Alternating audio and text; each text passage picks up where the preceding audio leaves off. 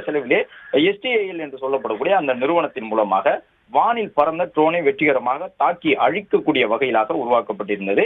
ஒரே நேரத்திலே 2 பார்கவஸ்திரா ராக்கெட்டுகளை ஏவி இலக்குகளை இந்திய ராணுவம் தற்பொழுது துல்லியமாக தாக்கி அழித்து தன்னுடைய சோதனையை வெற்றிகரமாக நடத்தி முடித்திருக்கிறது. 1, 2, 3 என்று 3 நிலைகளில் சோதனைகள் நடத்தப்பட்ட சூழ்நிலையில் தான் 4 ராக்கெட்டுகளுமே இதில் பயன்படுத்தப்பட்ட நிலையில் வானில் பறந்த ட்ரோன்களை வெற்றிகரமாக தாக்கி அழித்திருக்கின்றன. இந்த பார்கவஸ்திரா என்பது மிகப்பெரிய அளவிலே இந்திய ராணுவத்திற்கு துணை செய்யக்கூடிய ஒரு அமைப்பாக உருவாக்கப்பட்டிருக்கின்றது. ட்ரோன்கள் எவ்வளவு வந்தாலும் அவற்றை வானில் நின்று தாக்கி அழிக்கக்கூடிய வகையிலாக இந்த பார்கவஸ்திரா உருவாக்கப்பட்டிருக்கின்றது. இந்தியாவின் முதல் உள்நாட்டு தயாரிப்பாக இந்த ஏவுகணை உருவாக்கப்பட்டிருக்கின்றது. மிகவும் குறைந்த செலவிலே உருவாக்கி இருக்கின்றார்கள்.